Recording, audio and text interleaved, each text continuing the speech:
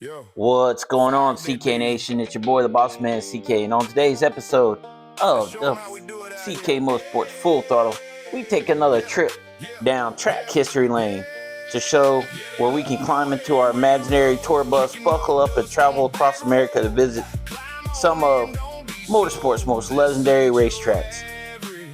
Some tracks are still packed with fans every weekend, others have become museums, and some have become legends because they disappeared. And on the day, we're going to visit one of those legendary places that has been forgotten.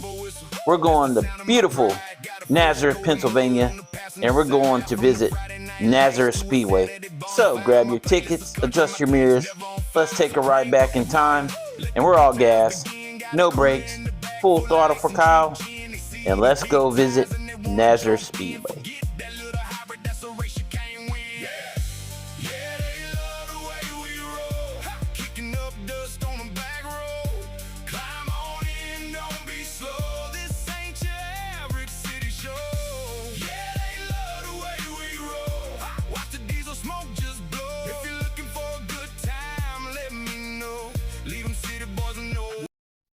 All right. Imagine arriving in eastern Pennsylvania on a warm summer morning, rolling hills around the countryside, and then suddenly rising from the landscape, you see grandstands and catch fencing surrounding one of America's most unique oval tracks. Yes, what you are imagining to look at is Nazareth Speedway. The facility originally opened in 1910 as a horse racing track before eventually becoming an automobile racing venue. Over the decades, the track evolved into a paved 1 mile tri-oval, unlike almost anything else in motorsports. Its unusual shape featured long straightaways, sweeping turns, and elevation changes that challenged even the best drivers. It wasn't the biggest speedway, it wasn't the fastest, but it demanded precision. Drivers often said Nazareth rewarded smoothness instead of aggression. One mistake entering a corner could cost several positions before the next straightaway. Nazareth entered a new chapter during the 1980s when legendary team owner Roger Penske, a Pennsylvania native, purchased the Speedway. Under Penske's ownership, the facility received major upgrades: new grandstands, modern pit road, improved garages, fresh pavement. The goal was simple: transform Nazareth into one of America's premier racing facilities. Soon, some of the biggest names in motorsports were coming to compete there. And I mean, like, you gotta figure again, Penske had been known to transform a lot of tracks. He bought that one. He ended up buying Rockingham for a while.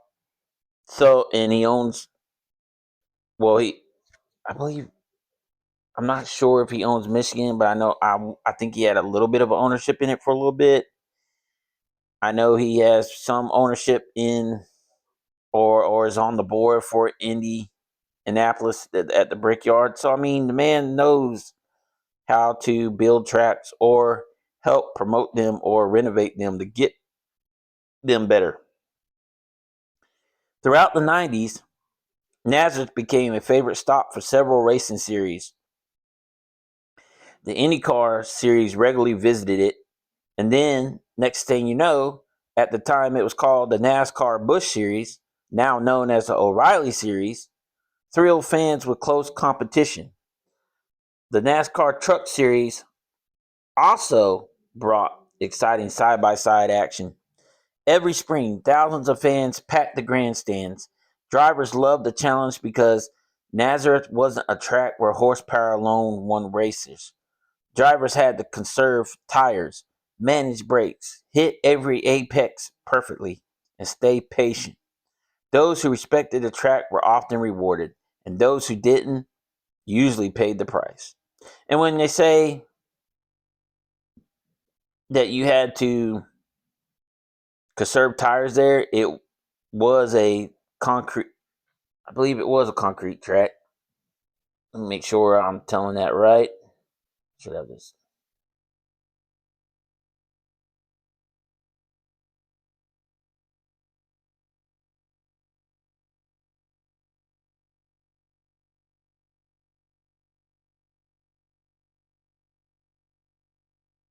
Oh, so it was asphalt. I'm sorry. It just got faded in dormant into looking like a concrete, but it was actually asphalt. Okay. Well, see, I learned something new too, folks.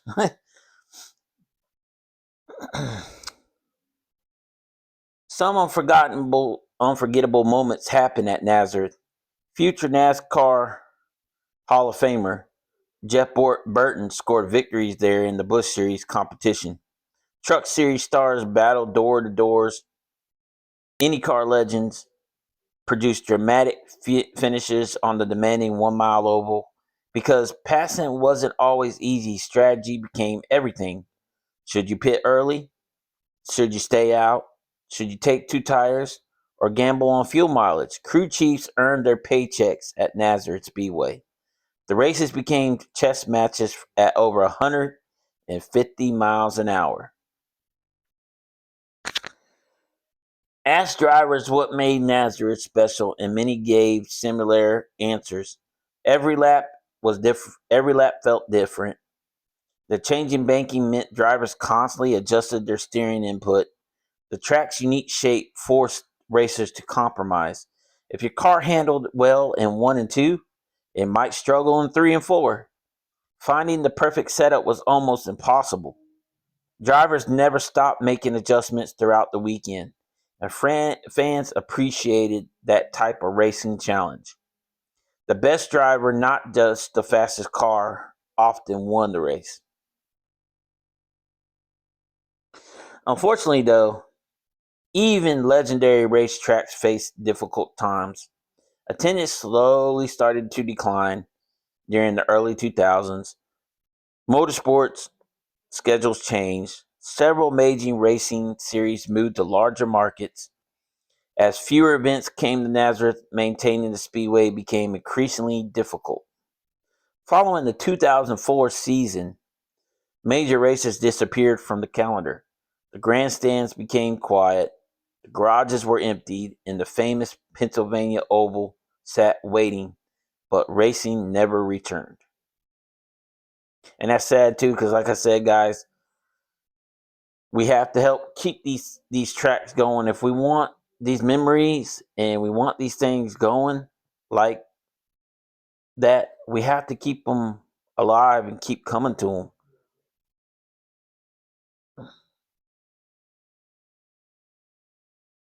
Over time, nature slowly reclaimed the parts of the speedway. Weeds pushed through cracks in the pavement. The once busy pit road became silent. Grandstands remained standing for years, reminding everyone of what existed there.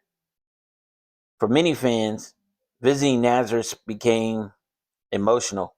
You can still picture the crowds there, still hear the engines, still imagine drivers charging into turn 1. Even without cars on the track, the history remains alive. So why do racing fans continue to talk about Nazareth Speedway? Because great racetracks aren't measured by only attendance, they're measured by memories. And again, I dropped a reel on that yesterday, or not yes, this past week.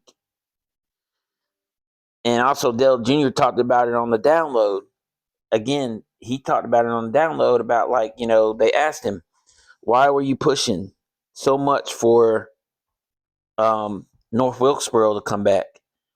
And he said it wasn't because he wanted the racing there, which everybody does and did. It was the fact that he had memories there of going to them races with his dad and stuff like that. And that's why I dropped the reel this past week about that, asking you guys, what was your favorite track growing up if you ever went to a race growing up?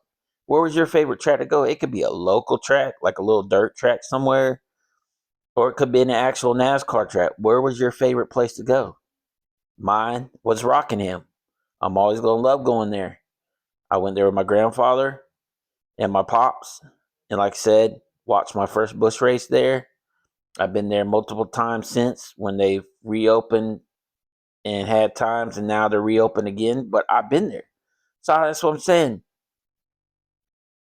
We talk about these tracks because they matter to us, and it's not just because of the racing, it's because of the memories that we've had there. Nazareth produced unforgettable races. It challenged world-class drivers.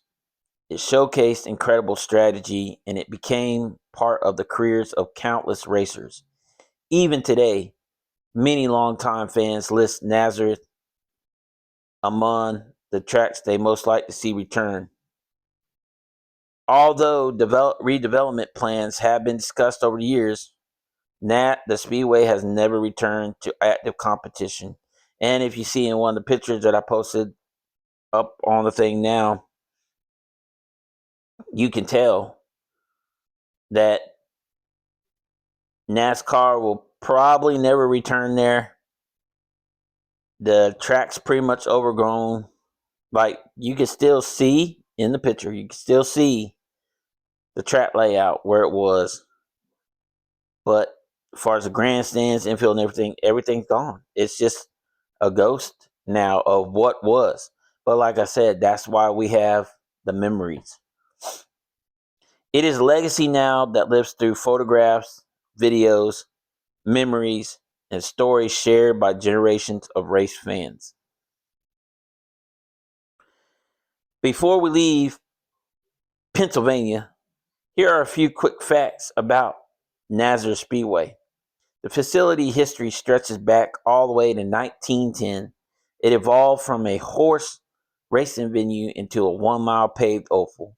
Roger Penske modernized the Speedway during the 1980s, and the NASCAR Busch Series, now known as O'Reilly Series, and the NASCAR Craftsman Truck Series and IndyCar all competed there. The final major professional race was held there in 2004. Today, Nazareth remains one of the most talked about lost tracks in American motorsports. So, as our road trip down track history lane comes to an end, one thing becomes clear. Tracks may close, grandstands may become empty, the asphalt may crack, but great racing memories never disappear. Nazareth Speedway reminds us that every track has a story. Some stories are still being written. Others have reached their final chapter, but every one of them deserves to be remembered. So, on the next time on the Full Throttle, we'll go down another track history lane as we visit another track. But remember, again, like I tell you guys, and like my close friend said, and I talked to him about it again this week, we always have to learn about history to know where we come from and where we're going. And it's always great to celebrate those history moments and go look at these tracks, whether they're there anymore, whether we look through them through pictures that we've taken ourselves, or we just look through pictures, period, that other people have put online or anything like that. We still have to go there and remember the times. And again, we don't just need the NASCAR Hall of Fame Museum or other museums to remember NASCAR history. It's all over. All we got to do is just go find it. So, with that being said, I'm the boss man, CK. We're all gas, no brakes, full throttle for Kyle. And also continue to like and subscribe to the page. And thank you guys for the CK Nation growing. And I do this, guys, for you, like I say all the time. So just keep it growing.